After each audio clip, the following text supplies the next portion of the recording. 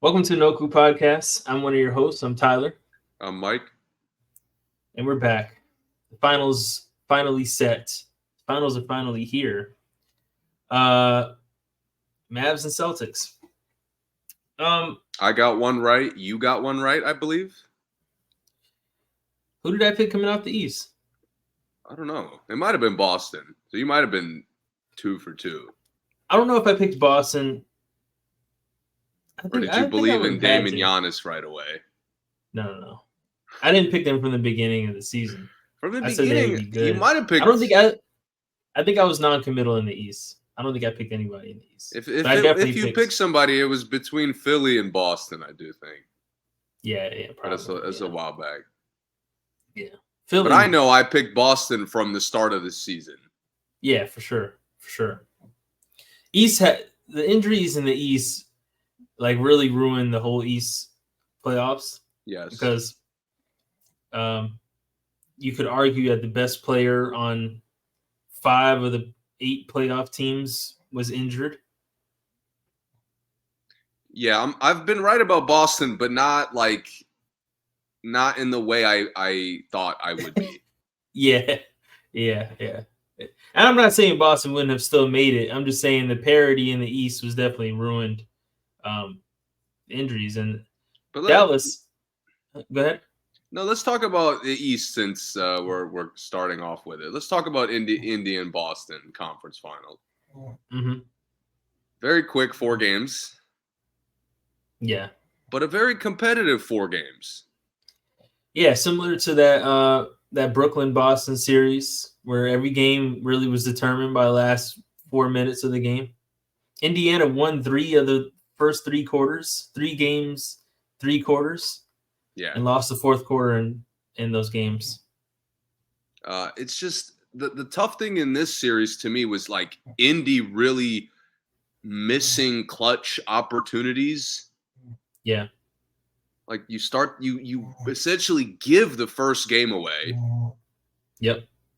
And it just kind of set the tone for them not being as what's the word I'm looking for? I guess as organized as Boston down the stretch. Mm-hmm.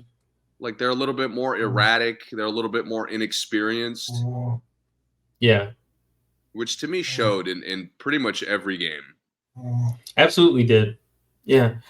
I think that even though their roster is deep and they can play a lot of different kinds of ways, the versatility of Boston down the stretch just, showed out every game. It just showed that they had the 2 best players on the court and that really didn't matter who was guarding them most of the time. And that really was just up to Boston beating themselves when it came to the 4th quarter because they were always competing against themselves. I will say Boston looked focused in a lot of the games going down. You saw kind of them seeking to do a little bit more of their strengths, not really settling for just shooting the whole game. Yeah. Feeding the hot hand too. That's something they really struggle with for some reason. Mm-hmm. Getting it to the hot shooter. They've actually been doing that a lot better. Mm-hmm. But I think Indiana was right there. This was a sweep that you come out of and, you get Halliburton healthy for 2 more games. You probably win one of those. You obviously threw the first game away. I mean, you should be thinking as Indiana, we had this. They were a timeout away from winning the first game. I mean, even the last shot, Naismith makes that, you probably go to overtime and win that. Mm-hmm. But to me, I wonder how they come back from this. And also, you think they were missing Mathurin, probably their second best, one-on-one threat. Well, see, that's the weird thing is maybe third best. The problem is we got a pretty hefty chunk of them playing without Mathurin. Yeah. And I don't know how much of it is him, but they look better. They look better? Yeah. I don't know about that. See, to me, hypothetically, Mathurin is a talented enough player that he should make them better. How many games did Mathurin and Siakam play together? Not a lot. It was if Yeah. any, if it was So like a it could be, couple, I think. it could look better because Siakam made him look a lot better. See, that's where I think is the big difference for them. Is Siakam was a much better fit than I thought. Yeah. Like as far as making them versatile on both ends. I mean, Yeah. with him they match up better. With him they run better. They rebound better. He's actually Yeah. a solid isolation threat when he's not option one. Mm-hmm. Yes. But to me, I worry. In this case, to me, I think there's a lot of cases where like the team has to figure out how to fit the player. To Mm-hmm. me, this is a case of Matherin's going to have to figure it out himself. Yeah, I don't think it's going to be a problem because, like I said, him and Siakam just don't really have any court time together. I think that they had times in these games where the bench was in there and maybe Neesmith took a few more shots than he should have. Some of the guards had to really force getting into the paint and getting to the basket, where I think Matherin would have opened it up for him, whether it's his shooting or him getting into the paint or just his athleticism. I definitely saw some moments where I was like, man, Matherin would be in there. Shepherd played a lot more minutes than I was expecting him to. Matherin probably takes a good Some chunk, of if not that. He all. got to take some of that. And if you're looking, if Halliburton gets hurt, starting Shepherd is gross. Starting Yeah. Matherin, let's go to work. Yeah. I think they have a lot more options going big and going small with Matherin. So I think it'll make a big difference for them next year. If they stay healthy for a full season, I think they'll be pretty dangerous. They still struggle to put games together where Halliburton and Siakam are both playing well, though. But they got a little bit better. This was a weird series for Siakam. Not Siakam, for Halliburton. I know he got hurt. Yeah. But like the two games in the beginning, he kind of was inconsistent. Mm-hmm. And the team didn't really depend on him at all to play well. Mm-hmm. Like that ball movement that seems like he's the catalyst for, like, yeah, they got other guys who could kind of run that. They do, yeah. And the last two games really proved it, where they still went toe to toe. They played exactly the same. Yep.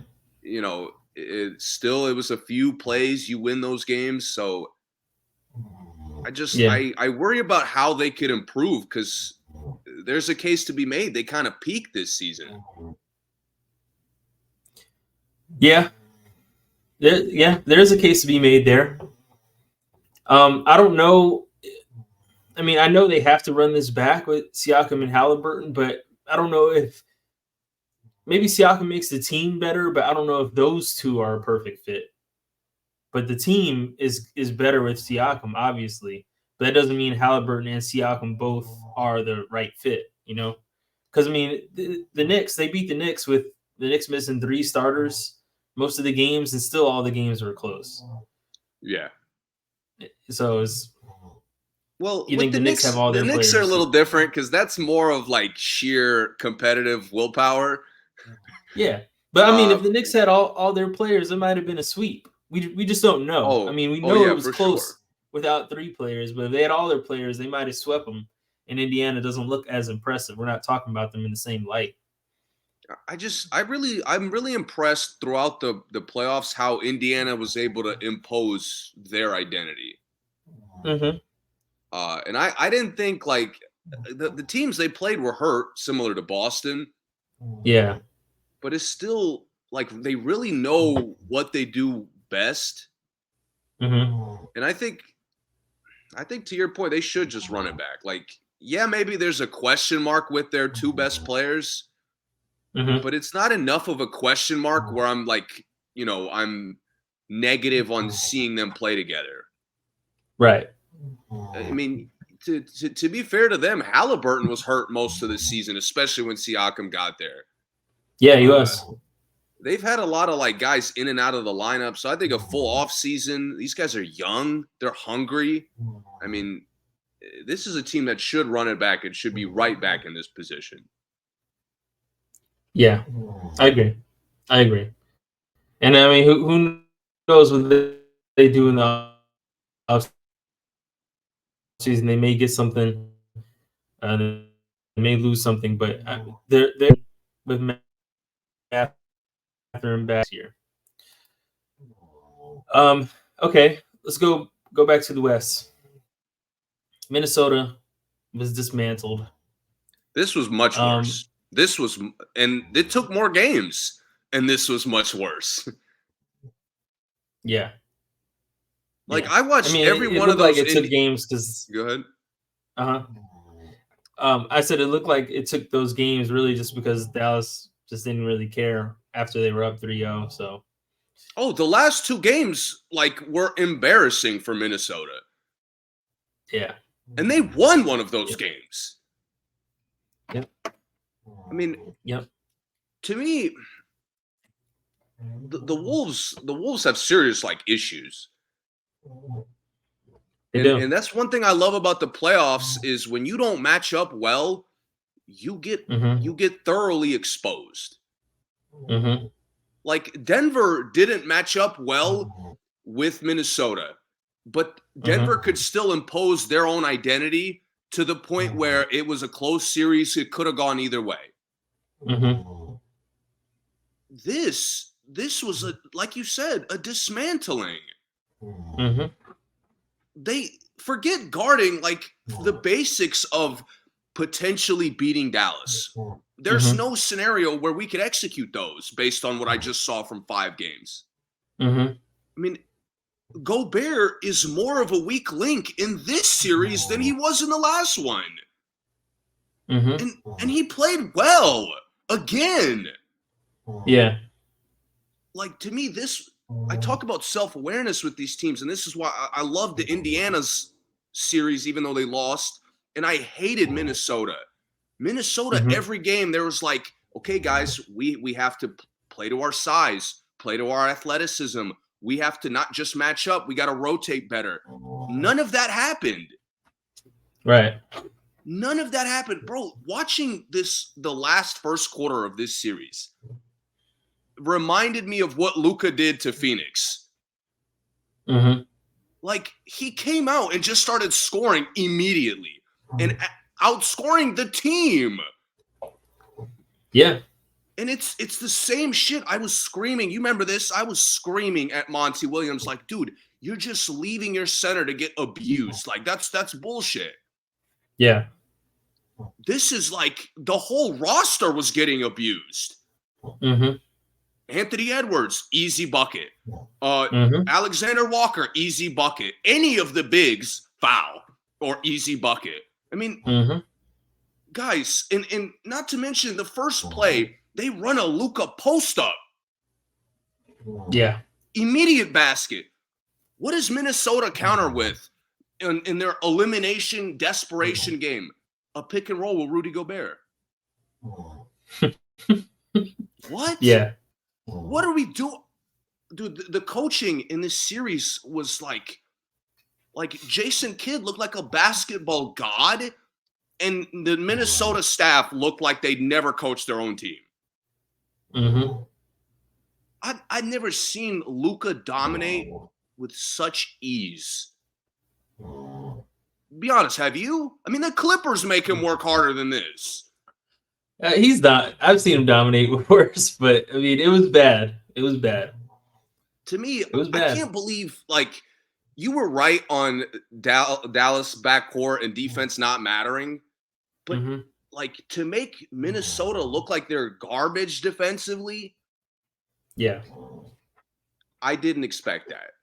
I thought I picked Dallas, but I didn't think it would be anything like this. What did you see, man? I've been talking for a while. It was just this was bad for me. You know, the thing about Dallas, I mean, the thing about Minnesota, even in the last series, some of the games they won, they didn't even get 100 points against Denver, right? Because they were, mostly defensive games and managing the tempo. Both teams. The pace and tempo was really important in that series. But in this series, man, Dallas is going to score. They're going to score a lot of points. And if you're not going to go for 115, 110 points every night, you're not going to have a chance. And Minnesota, there was times, I'm not even going to touch on the stuff you touched on because you're right. Everything you said was right. But on Minnesota's side, the struggle to score, the struggle to find a guaranteed look or a guaranteed bucket was just on full display. And in this entire playoffs right now, they're the only team that doesn't know where a good basket is going to come from every play. And then the team just made doubling Anthony Edwards just like an easy cheat code to beat them. It's like it was really disappointing to see that because like really is that all it takes? Just double Anthony Edwards and the game's over. And that's basically what they did. And I don't really know who to even blame that on. I would blame it on the coaches, but like I saw no game plan to say, hey, they're doubling Ant. Let's see it. Let's have something off the double. Let's have an action where we know somebody's cutting off the double, or we have guys in there in certain spots where we know they get an easy basket off the double teams or off the pressure. There was nothing like that. I was cool with I thought Gobert had like, the perfect matchup in this series. When I say perfect matchup, I mean like it was even. Gobert, Gafford, Gobert, Lively. Yeah. Gobert, Gafford, Gobert, Lively, whatever. But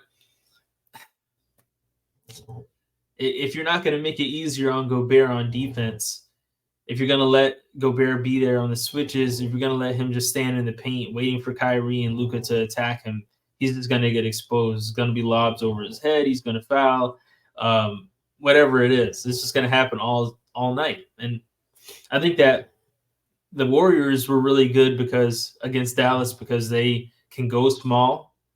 And if you're a team that can't go small, you're going to have a hard time with Dallas because they're so athletic. They're so active. Everyone on the team is fast. Everyone on the team can jump.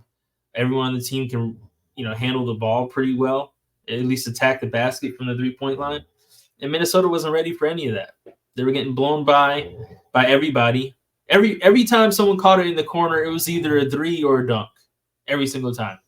PJ Washington caught it in the corner, 3. Derrick Jones Jr. catches in the corner, pump fake, dunk. It was just every single time, and Minnesota just didn't have anything to come at that with. Maybe they did, but they didn't use it. So, but it's like the basic things that you could point to in the Denver series and say, like, this is something the Wolves should establish regardless of how good Dallas is. Yeah. Like the work ethic they had for Jamal Murray from start to finish, which, by the way, as that was going on, Lou Dort was showing us the exact same blueprint on Luka Doncic. Not saying he locked him up, but he did a hell of a better job than what we just saw for 5 games. Yeah, for sure. And to me, it's like you were committed to making Jamal work every minute, every possession, every play. Yeah. But with Luka, nobody's attacking him. Nobody is like being physical with him. Everybody that's trying to be physical is looking tiny. And they're letting him go right every single time he wanted to. Right, every time he wants. The step back, he's not even creating space. Nope. It's like the Paul George thing. Like, oh my God, I respect your step back so much. You could just have it anytime you want. Why? Why are we playing defense like this? Right. I mean, to me, there's a lot of positives for Dallas, like in their own right, that we'll get into when we preview the finals matchup. Yeah. But Minnesota, to me, you mentioned the front court being an even matchup. On paper, it is. Right, on paper. Lively and Gafford dominated this series. They did. Absolutely. Like, absolutely. And the more I watched Karl Anthony Towns and Rudy Gobert, I'm like, guys, I don't give a fuck if you have no coaches. This is unacceptable. Mm-hmm. I mean, Lively is repeatedly tapping the ball out. Gafford is sending everything. Mm-hmm. I mean, where is that level of activity from Gobert? Have you ever seen like 4 straight plays of Rudy being really active? No. Have you ever seen Karl Anthony Towns for like half a quarter really be active on both ends. Not down low. In any capacity, Lively and Gafford have a nonstop motor. They do. Nonstop. Indiana has players with that. Boston has players with that. Every team that has a potential to win a championship has that. Yep. Like if you'd have told me that Lively and Gafford would have dominated the activity in this series, especially from a big man perspective, I would have more likely predicted this. Mm-hmm. This was just, nobody looked good for Minnesota. It's like they took Denver's Game 7 struggle and like established it for themselves. Yeah, and we're kind of talking two different sides here, and I agree with everything you're saying. I was just expecting that more. I was expecting them not to be able to stop Dallas at all, pretty much. Coming into the series, that was what I was expecting the most. What I was hoping was that Minnesota would be competitive on offense, and they weren't at all in the series. The thing is, even with all of them not being able to stop Dallas, there is zero chance of them winning the game not scoring 100 points against Dallas. And the fact that if you score 100 points, Dallas is going to score 120. Right. And the fact that they didn't even look on the same level, to me, there's one guy to blame. Karl Anthony Towns. Yeah. Bro, the hype for him being like top anything is done. I'm done with that. You done? He's not top 10. I mean, top 5. I mean, power forwards. Top something. But there's guys who are much worse than him, like the two bigs for Dallas, who I'd take any day of the week. Yeah, I got you. There's scrubs compared to Cat's talent level that I would pick over him. Right. I mean, if Minnesota has any consistent versatility, it's through him. Yeah. He's their best playmaker, their best shooter, their probably most mobile overall player. Mm-hmm. At least most mobile mismatch. And on paper, he's their biggest mismatch. All those positive, like dominant attributes. Yeah. 5 games. Did I see it at any point? Nope. I mean, there's more awareness from Kyrie Irving to say, guys, even though we're getting phenomenal, like perfect quality 3-point looks, we're taking a few too many. Let me attack. Mm-hmm. And Anthony Edwards, I could forgive. It's his first deep run.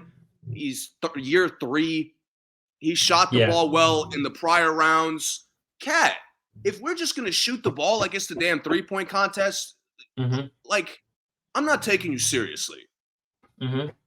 He looked like my least favorite center in basketball right now, Vucevic.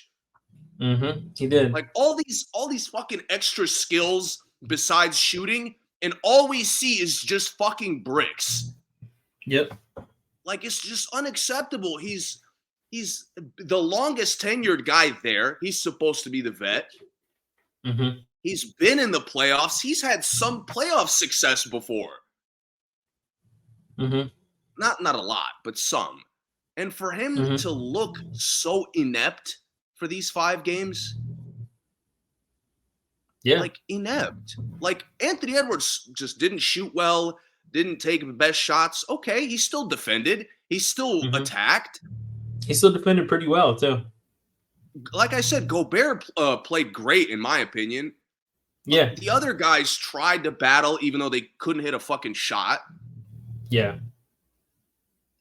Cat was like the obvious weak link to not be able to match Dallas.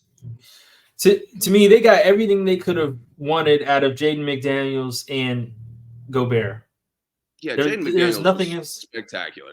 Nothing else they could have done in this series. So I'm not giving them any negative talk, either of them, because I think they did just about everything they could have done. All of the negative stuff with Gobert comes back to coaching for me, but everything else, those guys played their best. Yeah. Ant-Man and Cat, I wanted more. Much more. Anthony Edwards looked like in the Nuggets, into the Nuggets series and in this series, he looks like he's never been like double teamed before.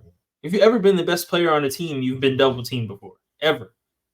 Like, if you ever had a hot game, you've been double teamed before. And he looked like he had no idea what he was supposed to do. And the And other I team, the hate rest of the players look like they didn't know what they were supposed to do. and I hate that the body language is everybody around me should figure this out. Like, Yeah, no, be as a talented player, you should be able to get off of that. exactly. He was just like, oh, I guess we just play 4-on-4. Oh, Mike No. Conley, go pick and roll with Gobert. You got it. I'll just stand off to the side. What are we doing? Yeah, I'll just get out the way because they're double teaming me. No. You attack the weak link of the double team. No double team has two flawless defenders. You attack the weak link and you make a play out of it. It's crazy too, because Dallas was picking their double teams apart. They were. With the same hit the short roll. That's it. Yep. Like Golden State showed us for years. You hit the short roll with good basketball players, you beat the double team. Mission success. That, and Kyrie knows that if you take the double team to the sideline and you legally in NBA rules basketball, they can't stop you from going up the sideline. Yes. The defender cannot get in your way of the sideline. It's an automatic blocking foul. So Kyrie knew, take the double team to the sideline and just blow past the sideline person. They can't stop you. It's impossible to get charged there. So Edwards goes to the sideline and just stands there and like just tries to pass over the players. I'm like, attack. Kyrie was attacking it every time. And then the whole defense was ruined after Kyrie got past that. And Kyrie knows that he's done that his whole career. He knows that if you get to the sideline in the double team, you get to the sideline to the corner, it's wide open and no one can stop you. And Edwards, I guess, just hasn't learned that. But like you said, he should have just been watching the tapes and saw how Luka and Kyrie beat all the double teams. They should have just did the same thing. Bro, how do you not have a gear? Like, Cat is such a good playmaker, but we see it so rarely. Mm-hmm. How do you not have a gear of Cat getting the pass out of an Anthony Edwards double team? Mm-hmm. Literally, the other 29 teams have that. I mean, Yeah. the other however many teams have two like really talented star players. Yeah. How you've played together multiple years? How are you guys just like off to the side on one another all the time? I know. And I saw lobs from Kawhi Leonard and Paul George. Yeah.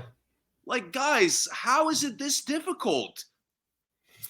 Yeah, and most teams, Dallas really doesn't because it's their guards, but most teams, like the Lakers had this, when Kobe got double teamed, Powell would be at the top of the key, and they had like a triangle offense from there, that where they took the three, or the 4-on-3 and made a play from it.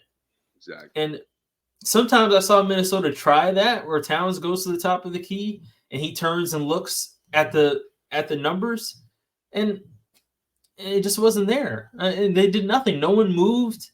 Cat really didn't attack. He couldn't get by whoever was guarding him. It was usually Lively, I think. He couldn't get by Lively. It was just bad, man. Their offense was the biggest issue in this series, and the biggest thing they should be working on in the offseason. And I think they need another creator, which we'll get to that later when the offseason comes. But it showed that Anthony Edwards can't be the only creator on the team. At least, especially if Cat's not going to try. And Conley is just a little bit too old to 5 years ago, Conley could have been your second creator, but he's just not that anymore. Like, to me, I mean, to be honest, the things they really need are not pressing. They'll be fine until maybe the second round next year. I think they could get there without any fixes. Oh yeah, for sure. But again, comparing it to Indiana, who just has so many positives they could take away from their series, this is the opposite, man. This is Dallas beat us, to me, not even playing their best. No, they just played good, not great. Like But they just took all the stuff that Minnesota gave them. one reason why I would say it is a little bit pressing. Who had the worst depth in the playoffs right now in these four teams Minnesota. by a long shot? And this is like, speaking of pure impact.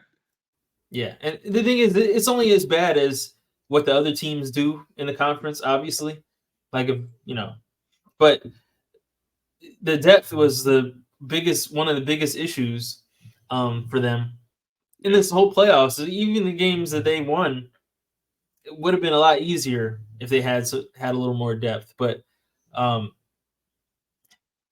something they'll have to improve in the offseason. Let's preview the finals. Let's get to the finals. Mm-hmm. How do you think it's going to play out on court? No numbers, no games right now. On the court, what do you think is going to happen? I think Luka is going to dominate this series.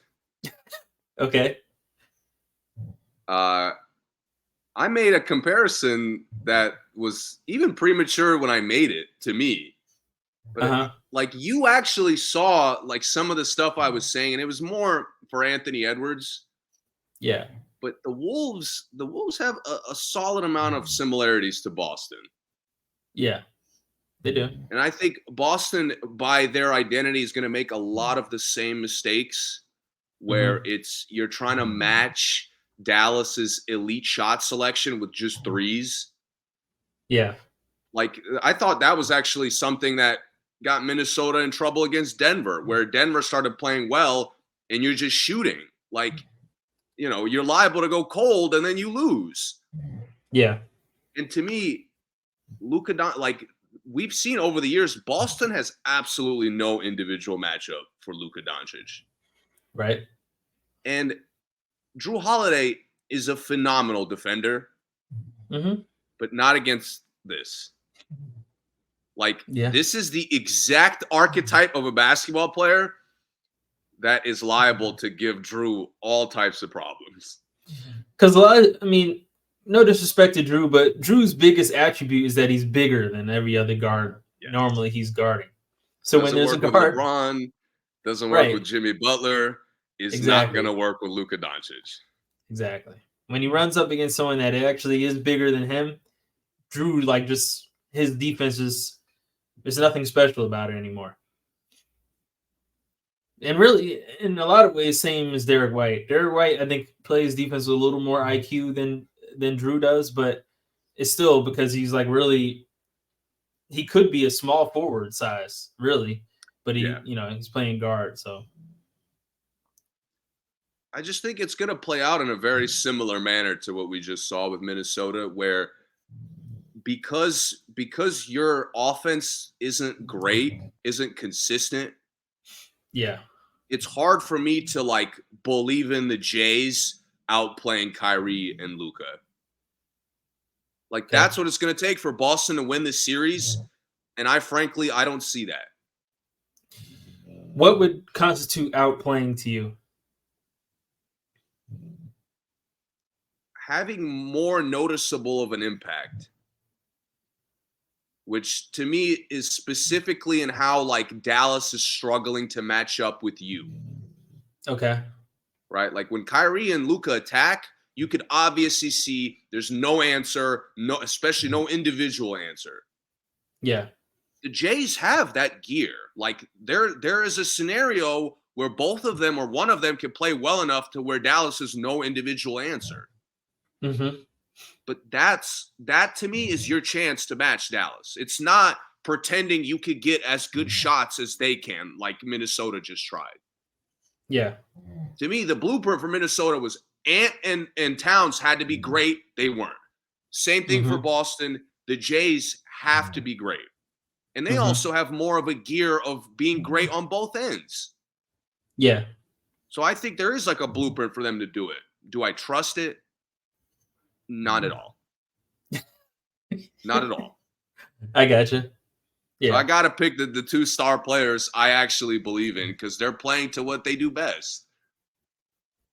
I'll say this too. I really don't have much to add to that, but I'll say that the turnovers in this series are going to be a lot more detrimental than they have been in the last few series for Boston. To be Jalen honest, Brown is both of still, these teams, uh-huh. turnovers are their biggest problem. Yeah, they are. And it's self-imposed. Yeah, I think that Boston's turnovers will be more costly than Dallas's. That's fair. I mean, because you get Derrick Jones Jr. a turnover, I mean, it's showtime. Kyrie a turnover, Kyrie in open court, we're not stopping it. So I'm interested. The supporting cast to me are gonna I think swing both ways. Who Boston's kind of funny because I don't really even know who the supporting cast is anymore for them. Drew, Derek, they're kind of the main cast, supporting cast type of switch back and forth. Yeah, Derek is he's like the actor that might probably got paid the most, but is considered the supporting actor in the movie. Yeah. Even though he got paid more. See, Boston, on paper plays scrubs off the bench, but they're self-aware. Yeah. They're self-aware, and because of that, it cleans up their possessions a lot of the time. Pritchard being mindful of not turning the fucking basketball over. That's all I ask. He could literally do nothing else, but he's been mindful of taking care of the ball, and I love it. Yeah, and those guys have they have a greener light than most scrubs that come in for off the bench. To me, I think the supporting cast for both teams will get them at least a game. Mm-hmm. Okay. I agree with I agree that Luka is going to have a good series. I question which team has the most scoring lulls, who goes cold the most, because I think that's the team that's probably going to lose. And if I was going to wager which team could go cold more, I would say Boston. Only because I think Dallas knows that, hey, we missed 2 threes. We got guys that can go get a dunk anytime. Again, Derrick Jones Jr., if he drives, there's a 70% chance he's either going to get a dunk or get fouled, every single time he drives. Yes. I love they'll sneak in because they got to put the elite defenders on the backcourt. Yeah. And you'll think we could put a guard on PJ Washington. All of a sudden, feed him in the post immediately. And Washington, to his credit, has been very efficient scoring out of the post. I've been saying for a long time, he's one of the more versatile players in the entire league. Just scores, man. Him being able to score in so many ways has given Dallas such a deep layer of shot selection. Yeah, absolutely. And I think that Dallas's bench having better defenders than Boston is gonna be tough for Boston because you're really never gonna get a break. You think, okay, I got Derrick Jones Jr.'s length guarding me all this time. Oh, finally he's coming out. Oh, now Josh Green is coming in, who's might be the strongest player in this series, and one of the more athletic players. Yeah, and one of the more athletic players in this series, and he's guarding me. Now Exum's not that great of a player, but Exum has length and he's super fast, and he comes in and kind of likes to pressure guys full court. It's Boston's not going to get any breaks as far as who's guarding them this entire series. No breaks. Yeah. So I think that's going to be really, really tough for Boston. But what's going to be tough for Dallas is I wonder how much they're going to be able to do the big lineups against Boston. I wonder who kind of controls that matchup. Is it going to be Dallas playing the 2 bigs, or is it going to be Boston playing small? Who's going to control those time periods when Dallas tries to go big? Is Boston going to have to try to play big, or is Dallas going to have to try to play small? See, I think Dallas is going to dominate with their like how imposing their depth is. Yeah. I think Dallas is going to set the tone for how both teams play. Mm-hmm. The interesting thing to me is the scoring lulls, right? Like you said, they're both gonna struggle to score. The reason I'm so confident in Dallas is I know Luka and Kyrie are in full control of that scoring lull. Like a lot of the time, the lull is because Luka's sloppy with the ball, or he's kind of settling, or Kyrie is a little off because he hasn't like taken any shots in a while, or he's just he sometimes also just seems to be sloppy for a few minutes here and there. Yeah, or sometimes he tries to. I mean, I don't know if he does it on purpose, but sometimes he gets into like taking highlight shots, like 2 or 3 highlight shots in a row. Like, well, let's get something easy, Kyrie. Yeah, the full bag of tricks moves. Like Kyrie, you can save a couple of the counters for the ball. Like you don't got to bring them out every time. Yeah. We don't need a whole possession of just ball handling. That's the thing is like you kind of understand when Dallas goes on the scoring drought. If they're defending, they'll be fine. Yeah. With Boston, it's different because with Boston, I'm asking the role players to save them out of the scoring drought, not the Jays. The Jays likely feed off of like how the role players are playing. Yeah. So, and I love the backcourt. I mean, maybe there's a scenario where Derek White and Drew Holiday have the series of their fucking lives and make the Jays' job easy. Yeah. But I can't really fathom considering how good Luka and Kyrie are. And I also can't fathom because the Jays are just disengaged too often for me. Yeah. Like he's just out there. Like Kyrie's running around, but he's not just out there. If Luka's scoring a lot, Kyrie might not be involved. In any other context, Kyrie's involved. Yeah. Like Jaylen Brown will hit 2 straight great threes and like not take a 3 after that. Yeah. And or he'll do the opposite. He'll get 5 layups, miss 5 threes, and in the fourth quarter look to take 3s. Like, it's those unexpected, frustrating things I just don't get with Kyrie and Luka. Yeah. The other thing, Kyrie and Luka will get involved by like playmaking. Exactly. Jason Tatum and Brown, they're getting involved as they have to take shots. Sometimes Kyrie is like, all right, I need the ball and I need to go get somebody else a bucket. And, he'll make a move and get the lob. Or Luka will know I need to go and hit somebody in the corner, and they do it. Brown and Tatum is like, hey, we haven't scored in a while. Okay, I'm about to take a tough shot. Take a shot. Yeah. Who's the better coach in the series? Jason Kidd. Okay.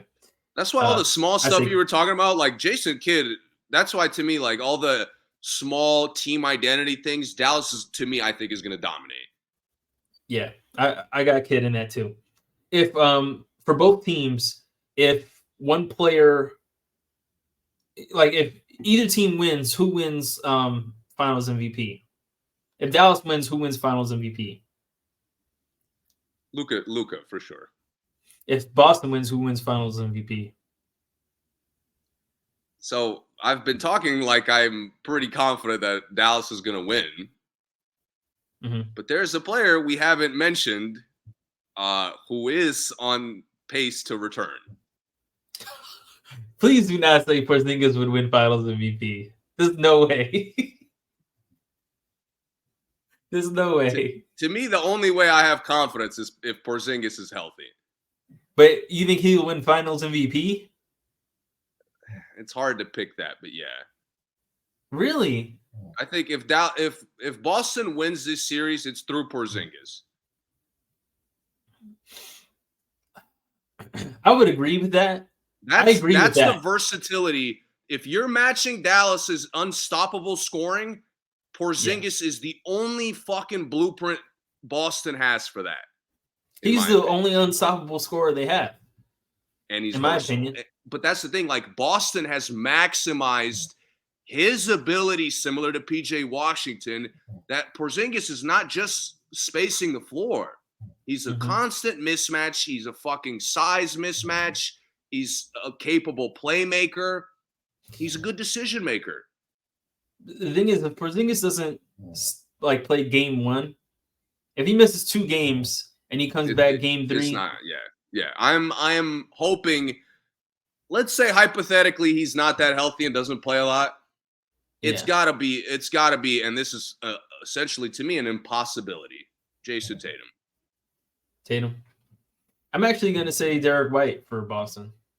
I think it'll be a Iguodala Finals MVP. If Derek White, well, yeah, he's good enough to do that. But if Boston wins this series without the Jays, like really making a massive impact, it's really going to bother me. Yeah, well, they have to make a massive impact. The NBA is in shambles at that point. Because the highest paid player in the league is like not leading his team to the championship? No, because Boston's not going anywhere, and I'm sick of them.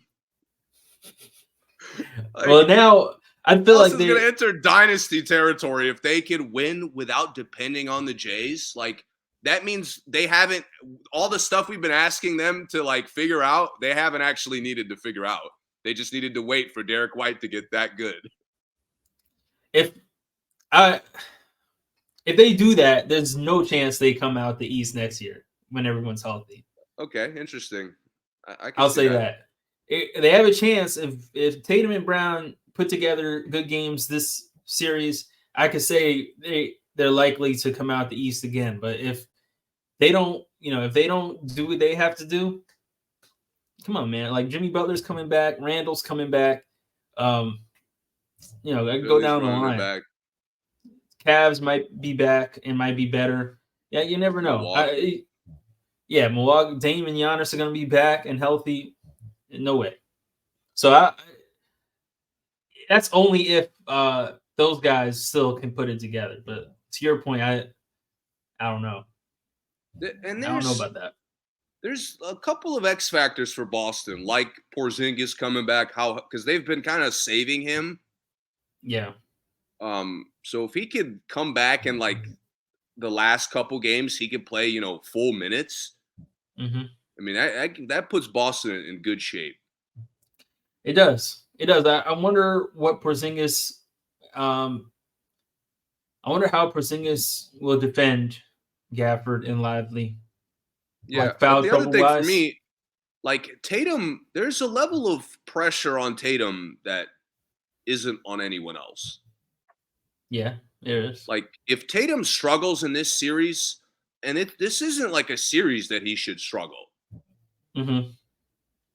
There's really, Dallas has some guys, but he should be good enough to figure that out. Yeah. Like it's going to be the main, it's been kind of like under the radar thing of how not consistent he is in the playoffs. Yeah.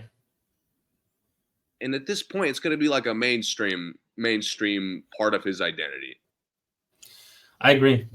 If it's not good this finals, it is going to be a big deal. And same thing with Brown. If Brown leads this finals in turnovers, I don't know. I don't hear enough people talking about it because they still win. So I guess people don't think it's a big deal. They won't win this series with that. Exactly. They won't. No way. And people just don't comprehend how disgusting the Golden State year. What was that? 2022? 1? I want to say 2 years ago. People they don't talk about it enough how disgusting that run was turnover-wise for Jaylen Brown. And it was high highs, disgusting lows. And they still made it to the finals. So people think, oh, it's cool. They made it to the finals. No, but they squeezed out 2 series that they, in a lot of ways got lucky in. Yeah. And who knows? They could have been a lot more rested in the finals if he didn't blow a couple games with his turnovers. And So that's the thing, like in the years that have followed, the luck hasn't been in their favor, right, and they haven't really learned anything from that. Right. Yeah. I mean, the front office has, because they got the right additions. I'll tell you that. Yeah, and last thing I'll say about Dallas and Boston: if Boston loses the first 3 quarters of these games, they're not winning the fourth quarter. They're not beating Kyrie in the fourth quarter every game, and they're not beating Jason Kidd in the fourth quarter every game. So I mean, this is they're gonna have be to play better honestly, than they did last man. series. I really don't see a lot of ways for Boston to win this series. Okay, let's do it. How many games? 6. Dallas and 6? Wait a minute. This will be my first time. Huh? Wait a minute. Game 6 is in Dallas, right? Boston has home court. Right? They So definitely have home court. 1-1. Oh, wait. No. Is it the weird count? Is it still that weird count? 2-2, 1-1, right? Is it back to normal? I think so. Yeah, I think they put it back. Yeah, then it should be game 6 in Dallas. I don't know. Luka's enjoyed sending teams home in their building. So there might be an element of that if Dallas comes out hot these first couple games. Does Kyrie bring sage to Boston? Does he burn sage? I was just laughing about that, my friend. I was literally like, yo, I love when Kyrie just plays basketball, but when he starts burning fucking sage before the damn games, I'm good on that. Did he win that game? I'm about to look that up. I don't know. I have no idea. I'm about to look it up. Did Kyrie... Kyrie explains why he burned sage around TD Garden Court prior to Nets preseason game. Oh, it was a preseason game anyway. Oh, dude, extra embarrassing. Oh, they won. They won by 30-20. So, they better hope Kyrie don't bring sage to Boston this time. Yeah, but to me, this is the Luka series. Like, Kyrie, they can kind of withstand Kyrie's impact. Yeah. It's the relentless, like, we have no, like, Minnesota was just overwhelmed by how much they didn't have an answer for Luka. Yeah. And I think Boston, again, these are regular season comparisons, but the matchups, they don't change that much. Right. And Luka has abused this Boston team for years. Yeah, he has. I'm going to say this is the first time I'm picking 7 games this whole playoffs, I think. I normally don't pick 7 games because I really don't think Boston. There's no way. That easy. No, I'm picking Dallas in 7. Okay. Picking Dallas in 7. I picked Dallas to win it all preseason. Yeah. Listeners, you can go back and listen. I picked them to win it all preseason. I'm gonna stick with it. Dallas in 7. I think it'll go 7. I didn't see Dallas being this good this quick. Yeah. But their spacing was flawless, like the first month of the season, even before the deadline pickups. Yeah, it was. It absolutely was. And Kyrie and Luka were clicking really early. Like, there was a lot of signs that Dallas was making a run this year. And the funny thing is, PJ Washington is doing just what they wanted Grant Williams to do. Mm-hmm. Grant Williams just didn't do it. He just, had a rough time there. I don't know, whatever the reason was, his confidence or conditioning, I don't know. But he's just doing what they thought Grant would do, and I thought Grant would do as well. So, given the trades, not saying it's a 1-for-1, but as far as role, he's just playing the same role. He's just doing it better. So, and I thought Grant would do it, but I love players who could be playmakers when asked. Mm-hmm. Like you saw, and I hate to kind of trash him, I guess, but because he shot it great, and he was a big reason Minnesota competed. Mm-hmm. But like Naz Reid just shot the ball in this series. Yeah. Did nothing else. And there was a lot of moments when like Dallas is respecting him because he's really good at scoring. He is. He's a scoring machine. But he didn't use any of that gravity. And PJ Washington is literally, he's not even shooting well. And he's using the gravity of his ability to shoot, to attack, to post up, to cut, to rebound. Yep. Is that, like, to me, I wish more NBA players had that kind of development. Yeah. Because obviously we didn't see any of this shit in Charlotte with PJ Washington. Yeah. And now he's, he won't win finals MVP, but he could be in top 3 impact for Dallas easily. For sure. Yeah. He just won't score enough for finals MVP. Right. But he definitely could be, yeah. It would be, I can't picture him staying hot for the whole series. And one reason why I picked, I'm saying Derek White for Boston, not because I think he'll lead them in scoring, but I think he'll be the most consistent. He does have that gear, and he has the gear to do it every game. Mm-hmm. Like, I could see Brown having 40 one game, Tatum having 40 the next game, Brown having like 18. Them going back and forth, but Derek White having a solid 24 every single game. Yeah. And, 24, 3 steals, 6 assists. These shots, getting these stops, like all the momentum plays. White has really taken kind of Smart's job in that, of just leading the impact plays kind of leadership.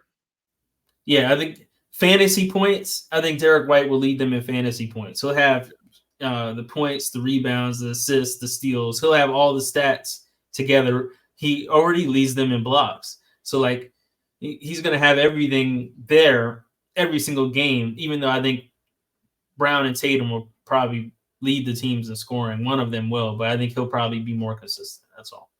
I think they'll be like, oh, Tatum won. If Tatum wins, they'll be like, Tatum won, but like game 2, he was disgustingly bad. Game 3, he was disgustingly bad. I don't think White's going to have any of those bad games. I will say, I think it's more important for Boston to win this first game.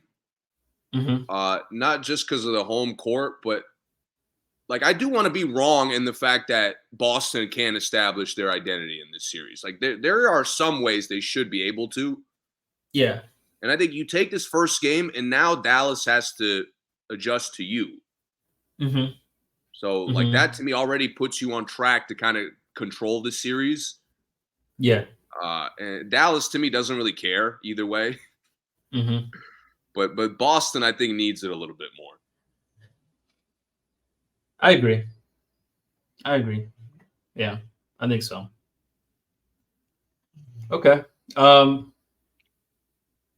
Anything else around this finals? Does Luka become the best player in the league if he wins it?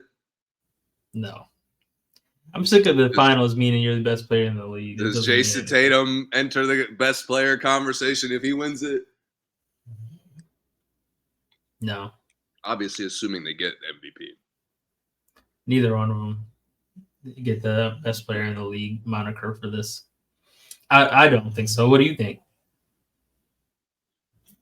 Unfortunately for the casuals, I think Tatum will make a good case because he's kind of been hanging around. And but to me, this is a make or break at finals for him.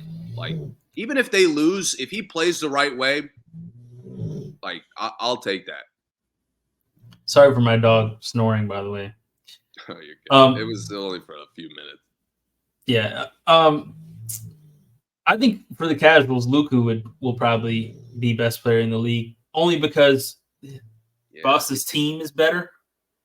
I think everyone thinks Boston's team is better, which, on paper they probably are.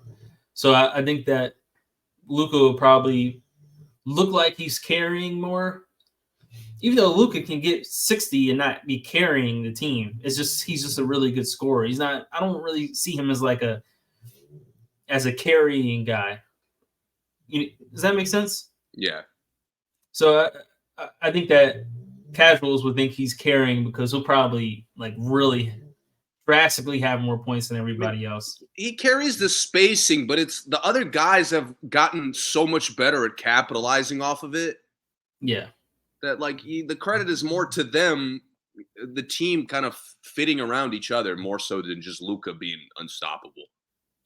Yeah, I think contrary to Minnesota, the others make it harder to guard Luka than the others making it harder to guard Ant. It made it easier to guard Ant because the others weren't doing that much. But you just can't leave Lively. You can't leave PJ. You can't leave some of those guys. Can't leave Kyrie. So OKC has a bit of this problem too, where the other guys get stagnant or the team gets stagnant. It becomes a lot easier to guard Shea and J-Dub.